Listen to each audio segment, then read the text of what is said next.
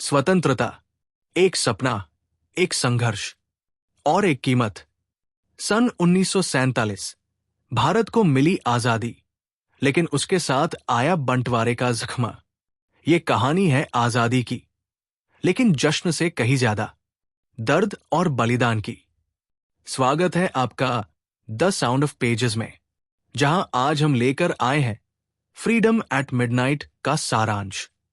एक, किताब की भूमिका।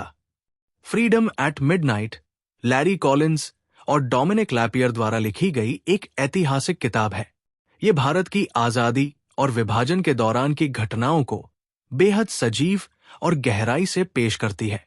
ये किताब सिर्फ इतिहास नहीं, बल्कि 1947 के भारत की धड़कन है। दो, ब्रिटिश राज का अंत। कहानी शुरू होती है लॉर्ड माउंटबेटन के भारत आगमन से।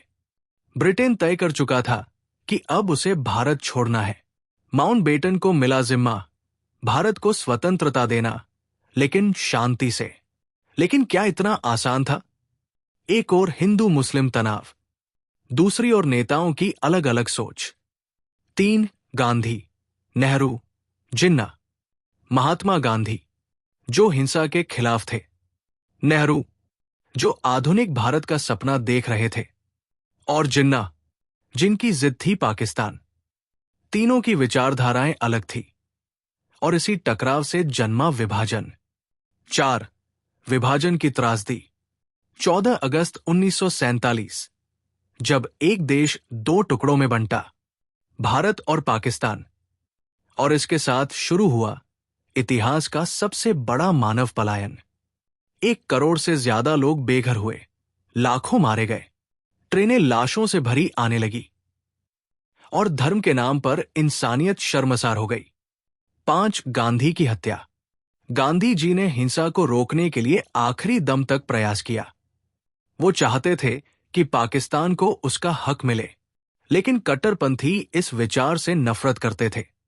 30 जनवरी 1948, नाथुराम गोडसे ने महात्मा गांधी की हत्या कर दी, और पूरे देश में सन्नाटा छा गया।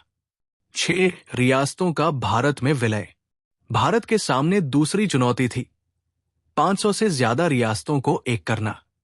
हैदराबाद, कश्मीर, जूनागढ़, इन राज्यों का विलय आसान नहीं था।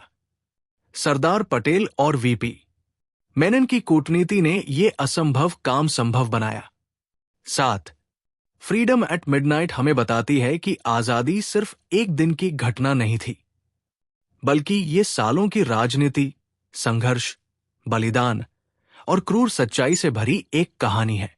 ये किताब हमें याद दिलाती है कि हमारी आजादी की कीमत बहुत बड़ी थी, जिसे हम कभी भूल नहीं सकते।